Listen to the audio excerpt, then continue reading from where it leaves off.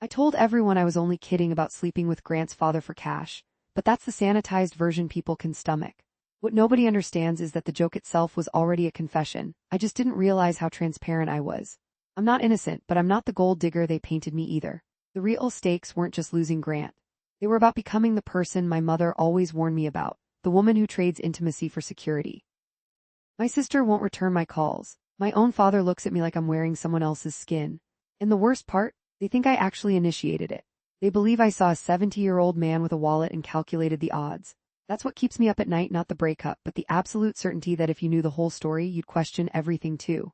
There's a text message from April 13th that changes the entire context, but I'm getting ahead of myself.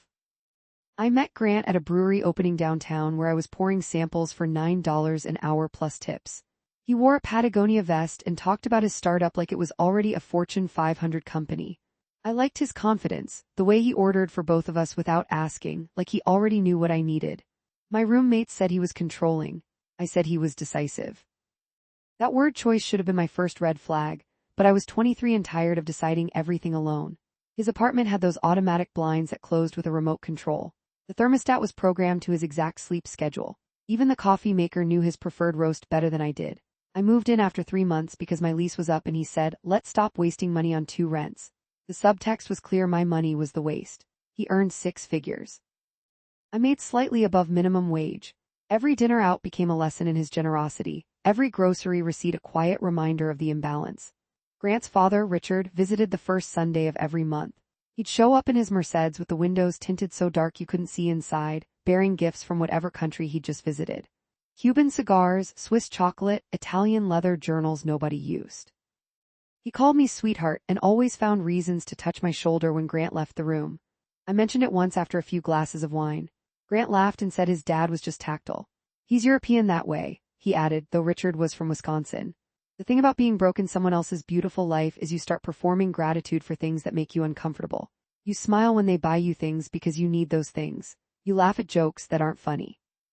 You let small violations slide because the alternative is admitting you're trapped by your own bank account. I kept telling myself it was harmless, that I was being paranoid. Then I found the camera, not a hidden camera, something more obvious and somehow worse, a vintage Polaroid tucked behind the liquor cabinet in Grant's study. I was looking for tape to wrap a birthday present when I knocked it over. Dozens of photos spilled out. Grant and my younger sister, Sarah, at what looked like a cabin. Her wearing his oversized hoodie, him kissing her forehead. The dates stamped in the corners spanned 6 months. 6 months I'd been living with him, playing house while he was documenting something else entirely. My hands shook so badly I couldn't pick them all up. I left 3 on the floor, kicked 1 under the desk. I was standing there, surrounded by evidence of the worst betrayal possible, when Richard walked in to check on the commotion. He saw the photos. He saw my face. And he smiled in a way that told me he'd known all along. "Some situations require practical solutions," he said, pulling out his checkbook. "Not emotional ones." He offered me $10,000 right there to help with my situation. He didn't specify what situation he meant: my unemployment, my sister's betrayal, or the photos themselves. I told him to go to hell. Then I went to the bedroom, packed a bag while Grant was at his squash game, and moved into my friend Tara's couch for what I thought would be a permanent break. Grant showed up 3 days later with flowers and a story about Sarah being confused and him letting her down gently. He said the photos were from a weekend when I was visiting my mom, that Sarah had shown up drunk and he'd taken care of her. The hoodie was his because she'd vomited on hers. The forehead kiss was brotherly. I wanted to believe him because believing him meant I could go back to the apartment with the automatic blinds and the programmed thermostat and the life that looked like I'd made it. Tara told me I was being an idiot. She said Grant had probably hidden more than he'd shown. But Tara had a trust fund and parents who paid her rent, so her perspective on my options felt theoretical at best. When she went to work the next morning, I called Grant. He sent a car. We made up over dinner at a place where the menu had no prices. He ordered for me again. I let him. The relief of having a roof over my head made me forget that I'd left my self-respect somewhere between the Polaroids and Richard's checkbook offer. Then Grant said something about needing to be more financially responsible as a couple, which was his code for me getting a better job. He suggested I network with his father's friends. "Dad mentioned you might be open to unconventional opportunities," he said, stirring his cocktail. My stomach dropped. Richard had told him, not about the photos, about the checkbook moment, and he twisted it into something that made me look like I'd solicited the offer. "What exactly did your dad say?" I asked, keeping my voice light. Grant waved his hand like it was nothing. "Just that you're resourceful, that you know how to make the best of a situation." I told him we're not there yet, but it's good to have options. The word options hung between us like a piece of gristle. I realized in that moment that Grant had recast me as a problem to be solved, a dependent who might need to barter her way to stability. He wasn't defending me to his father. He was evaluating me. I should have left right then. Instead, I ordered another cocktail and laughed too hard at his jokes.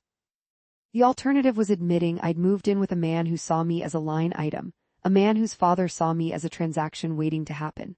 The alternative was Tara's couch and my student loans, and the truth that I had nowhere else to go. 2 weeks later, we were at Richard's house for one of his mandatory family dinners. The kind where the help served from the left and Richard made jokes about his third wife's spending habits. Grant's stepmother, who was younger than Richard by 30 years, barely spoke. I watched her pick at her food and wondered if she'd taken a check at some point too. After dinner, Richard called me into his study on the pretense of showing me a book he thought I'd like. Grant went to take a work call in the garden. The study smelled like leather and expensive regret. Richard poured 2 whiskeys and handed me one. I've been thinking about our conversation, he said. The offer stands. But I should be more explicit. 10,000 for an evening of your time. Nothing too intimate, just companionship. The kind my son seems to think he's entitled to without compensation. The rage that shot through me was so pure it felt like clarity. Your son is cheating on me with my sister, I said, the words finally finding air. I found the photos, so forgive me if I'm not in the mood to negotiate my price. Richard set down his glass. I know about Sarah, I've known for months. Grant tells me everything. He called me the night she showed up at the cabin, asked how to handle it. I told him honesty was best. He chose otherwise. He leaned forward. What you don't understand, my dear, is that in this family we manage problems privately. We make arrangements. The photos don't have to be a problem. Your sister doesn't have to be a problem. Your financial situation doesn't have to be a problem. Everything can be managed. He was offering me a choice that wasn't a choice at all. Take the money and become the kind of woman who could be bought, or refuse and become the kind of woman who could be discarded with no safety net. I was 23 and had $400 in my account. My mother was living paycheck to paycheck. Sarah was still in college on loans I'd co-signed. I had no leverage except the one thing Richard seemed to want. Think about it, he said, pressing his card into my palm. Grant doesn't need to know. He doesn't need to know about a great many things. That's how this family operates. I kept the card, not because I intended to call, but because it felt like evidence, like proof that I wasn't crazy, that the violations were real and documented in embossed lettering. I slid it into my phone case behind my credit card, where it pressed against the back of my phone like a second heartbeat. Grant noticed me touching my phone more frequently after that. Work email? He'd ask, and I'd nod even though I wasn't employed. He liked the idea of me being tethered to something professional, something that validated my presence in his curated world. The truth was I was checking my bank account, watching the numbers barely move, calculating how many months I could survive if I left. The answer was always 1, maybe 2 if I ate rice and canceled my phone plan. Sarah called me 3 days later crying. She said Grant had ended things, told her it was a mistake, that he loved me. She didn't know I'd found the photos. She thought she was confessing to a one-time mistake. I listened to her sob about how he'd ghosted her, how she felt used, and I felt nothing. Not anger, not sympathy, just a numb awareness that we were both negotiating the same man's deceit from different corners of the same cage. He said you were too dependent, Sarah blurted out, that he needed someone more equal, but I think he just wanted someone with less to lose. She wasn't wrong. The irony was she had even less to lose than I did. She had our parents' house to fall back to. She had her whole life ahead of her. I had an expired lease, a cosign loan, and Richard's card burning a hole in my coping mechanism. I met Tara for coffee the next morning and told her everything. The photos, Richard's offer, Sarah's confession. She listened while stirring her oat milk latte, her expression shifting from outrage to something more calculating. You could take the money, she said finally. Not for the obvious reasons, but as insurance. Document everything. Get a lawyer. $10,000 is enough to retain someone who could nail his ass to the wall for sexual harassment and get you out of this mess. It's not sexual harassment if I agree, I said, the words tasting like ash. It's sexual harassment if he implies it's the only way to maintain your living situation, Tara countered. Which he did. You're not employed, you live with his son. That's coercion, not consent. I wanted to believe her version of events because it cast me as strategic rather than desperate. But I knew the truth. I was considering it because I was terrified, not because I was clever. I was 23 and had no idea how to be an adult without Grant's automatic blinds and his programmed coffee and the illusion of security his apartment provided. That night, Grant came home early and found me looking at apartment listings I couldn't afford. He stood in the doorway of his study, our study, he always said, though nothing in it was mine, and watched me scroll through listings in bad neighborhoods with window units and coin laundry. Thinking of leaving? He asked, his voice mild. I closed the laptop too fast, just seeing what's out there. You know you don't have to, we're good. I talked to Dad about finding you something in his network. He has a friend who needs an assistant, pays well, flexible hours.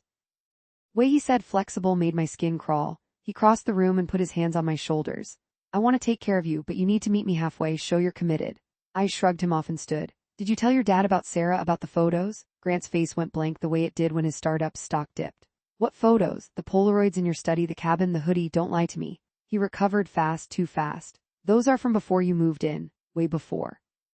Sarah came to a company retreat. She was having a hard time, I was supportive. That's not cheating, that's being family. She's my sister, not your family. She could be, he said, and the calculation in his voice was so clear I wondered how I'd ever missed it. If we got married, which is what I want, but I need to know you're in this for the right reasons, not just the stability. The accusation hung in the air like smoke. He was questioning my motives while deflecting from his own betrayal. It was so perfectly orchestrated I almost admired it. This was what his father had taught him, how to manage problems privately, how to make arrangements, how to recast your own shitty behavior as someone else's failing. I left the apartment and walked for hours, ending up at a bar where I knew nobody. I ordered the cheapest whiskey and stared at my phone at Richard's card tucked behind the case. $10,000, a lawyer, an escape route. A way to be the person who'd outsmarted them instead of the person they'd cornered. I didn't call him that night, but I took a picture of the card and sent it to Tara with a question mark. She replied instantly, document, then burn them. The next morning, Grant acted like nothing had happened. He made coffee, asked about my plans for the day. When I said I had none, he suggested I use the time productively and call his father's friend about the assistant position. He left the number on a sticky note on the fridge, pressure so gentle it felt like a caress. I waited until he left for work, then I called Tara. She came over with a voice recorder app and a plan. We were going to get Richard to repeat his offer on tape, then use it as leverage. I was going to become the kind of woman who recorded conversations, who built cases, who protected herself with evidence instead of silence. We practiced what I'd say, how I'd sound casual but clear, how I'd imply interest without promising anything. Tara said I needed to make him state the terms explicitly, $10,000 for an evening of companionship, so there was no ambiguity. I called Richard from a blocked number. He answered on the second ring, his voice smooth as poured cream. I was hoping you'd come to your senses, he said. Grant tells me you're considering the assistant position. That's one path, but my offer is more immediate. Tara gave me a thumbs up, the recorder rolling. I need to understand what you're expecting, I said, my voice steadier than I felt. Just what I said, dinner, conversation. The kind of attention my son seems incapable of providing. $10,000 for your time, discreetly of course. Grant doesn't need to know about our arrangement. Arrangement, I repeated. That's what you call it.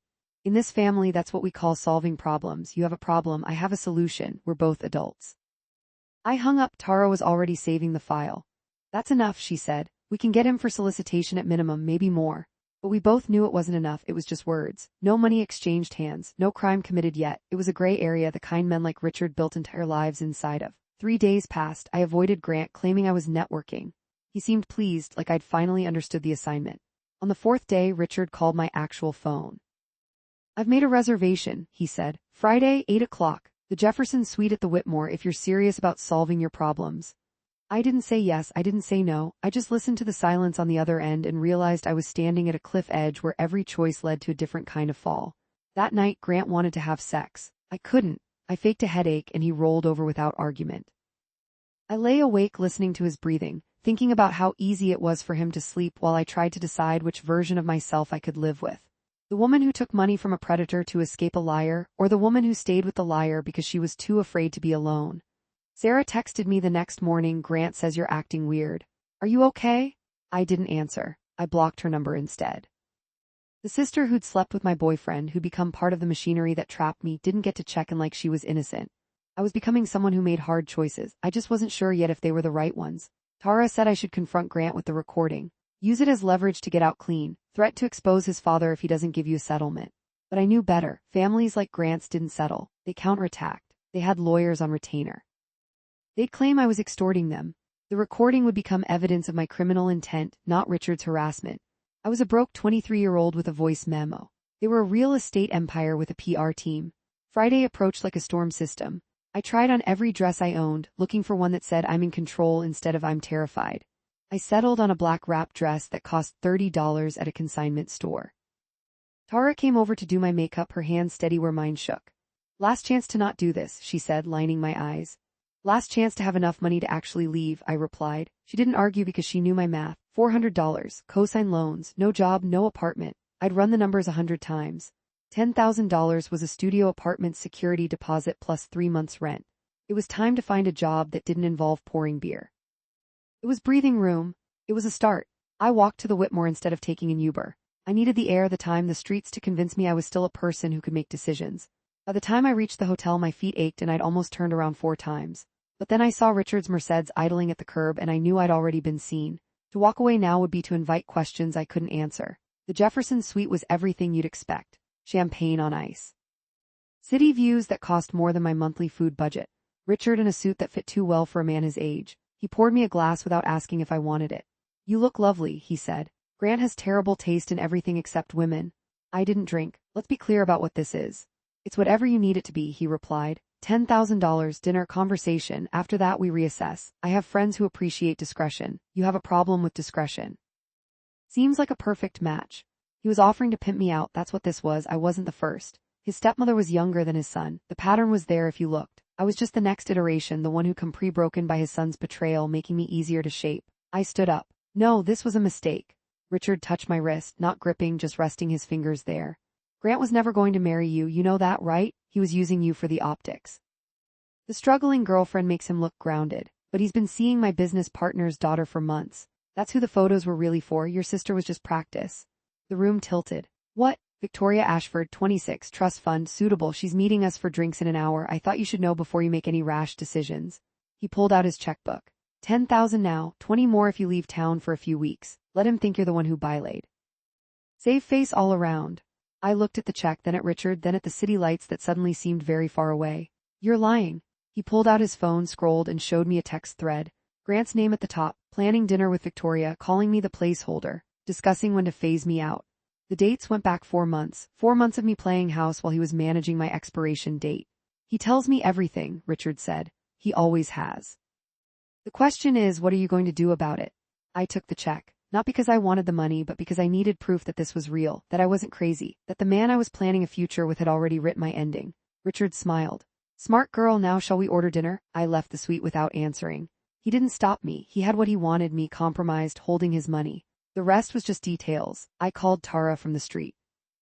She was at a club, the music loud in the background. "I took it," I said. "He told me about the other woman. I took the money." "Okay," she shouted over the bass. "Okay, that's okay. Come here, we'll figure it out." But I didn't go to the club. I went home to Grant's apartment. I let myself in and found him in the kitchen making his programmed coffee for the next morning. He looked surprised to see me. "You're home early," he said. "Who's Victoria Ashford?" I asked. The coffee mug slipped from his hand and shattered. The sound was satisfying in a way I didn't expect. "Where did you hear that name?" "Your father. Who is she?" Grant's face did something complicated. "She's nobody, a business contact. Dad's trying to set me up because he thinks you're not ambitious enough. You're sleeping with her." "I was once. It was a mistake. It's over." He stepped over the broken ceramic. "Why were you with my father?" "He offered me money to leave you." Grant's expression hardened. "Of course he did. He thinks everyone has a price. Please tell me you didn't take it." I couldn't answer. The silence was answer enough. He closed his eyes. "How much?" 10,000. The number landed between us like a verdict. Grant opened his eyes and they were empty of everything I'd thought was there. "Pack your things. I want you out tonight." "I only took it because I found out." "I don't care why you took it. You sold yourself to my father. That's not something you do by accident. That's a choice. You made it. You were cheating on me with my sister and some trust fund girl. And instead of talking to me, you fucked my dad for cash. Which one of us is worse?" I didn't correct his wording. I didn't say I hadn't slept with Richard, that I'd only taken the money. What was the point? The check was in my purse. I'd accepted it.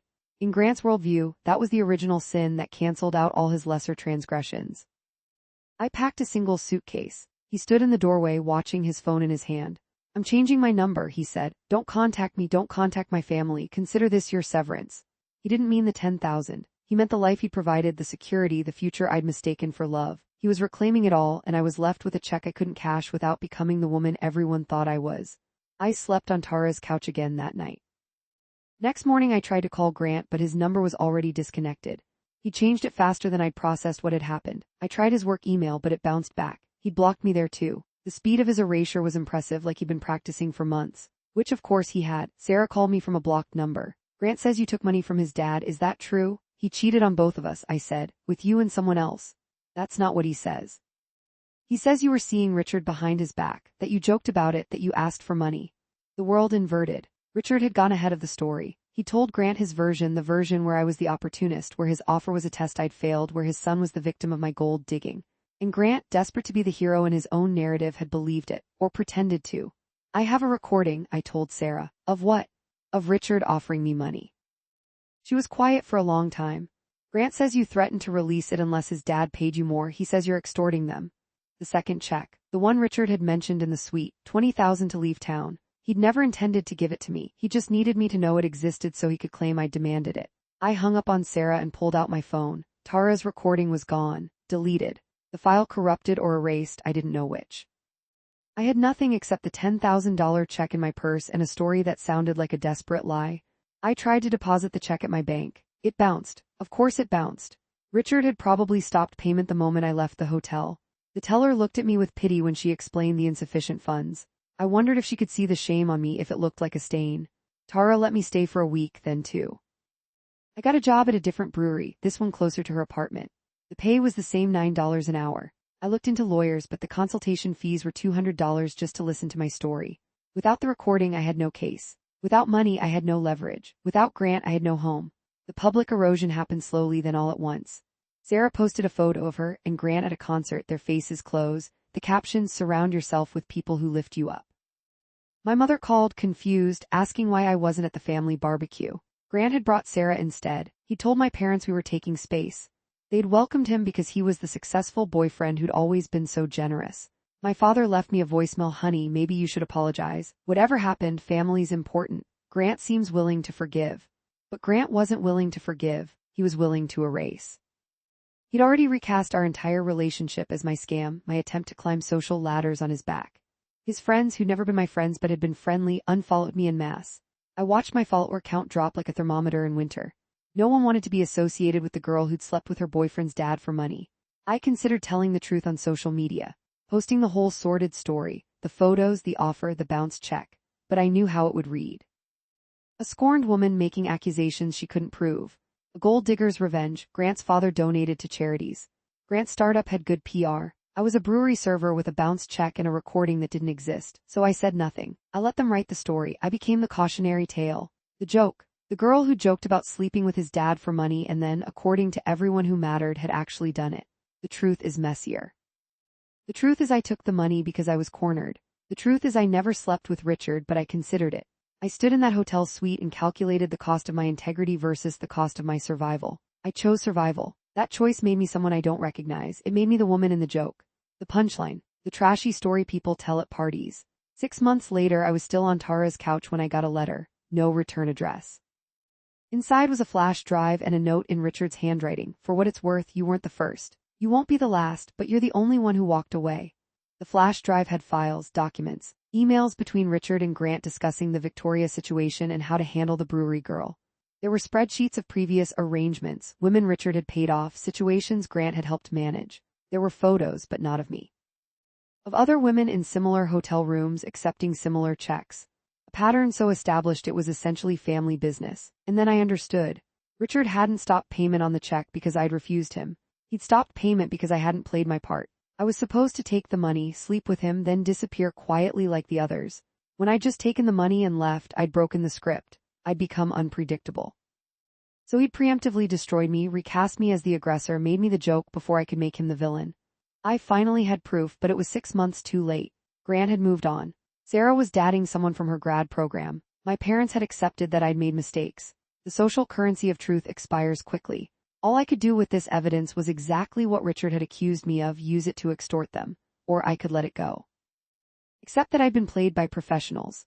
Learn the lesson and build a life that had nothing to do with them. I chose the second option. Not because I'm noble, but because I'm tired. I deleted the files. I threw away the flash drive. I kept Richard's note as a reminder that monsters sometimes apologize in ways that look like threats. Last week I saw Grant at the grocery store near Tara's apartment. He was with a woman I didn't recognize, probably Victoria Ashford or someone like her. She was examining organic tomatoes like they held the secret to happiness. He saw me and his face froze. I waited for him to say something, to acknowledge the destruction he'd orchestrated. Instead, he took the woman's arm and steered her toward the cheese section, away from the contamination of my presence. I almost followed him. Almost shouted across the produce aisle that I knew about the other women, about the pattern, about how his father had trained him to manage problems by making them disappear. But what would be the point? He'd already changed his number. He'd already rewritten the story. He'd already won, so I walked away. I bought my ramen and my cheap bread and went back to Tara's couch, which I've now been on for 8 months. I tell myself I'm building something new. I tell myself the joke was on them, not me. But late at night, when Tara's asleep and I'm scrolling through job listings that pay enough to let me afford my own apartment, I think about that $10,000 check. About the hotel suite. About the moment I became someone who could be bought, even if I never actually was. I told everyone I was only kidding about sleeping with Grant's dad for money. The truth is, I wish I had been. I wish it had been a joke. Because then I wouldn't have to live with the knowledge that when push came to shove, I was willing to sell the only thing I thought I had left. I didn't sleep with him. But I took the money. And in this story, in their version of events, that's the same thing. The difference is, I know the price of integrity now. It's exactly $10,000. Or maybe it's what comes after Tara's couch, the bounced check, the sister who replaced me, the father who thinks I'm trash, the ex who changed his number, the life I should have had but traded for a suite I didn't stay in, and a man I never touched. I'm telling this story now because yesterday I found out I'm pregnant. 7 weeks. The math makes it Grant's, but the timeline is close enough that Richard's money could have bought more than my absence. It could have bought a future I don't know how to face. And I keep thinking about that joke I made, the one nobody heard but everyone believes, how I said I'd sleep with his dad for money. How I became the joke, how the punchline is still unfolding. I don't know what I'm going to do. I don't know who to tell or how. I just know that some jokes aren't jokes at all. They're prophecies you tell about yourself when you think no one's listening. And sometimes the person who hears them is yourself, finally understanding the kind of person you're capable of being. That knowledge doesn't wash off. It doesn't bounce. It doesn't change numbers or apologize. It just sits there like a check you can't cash,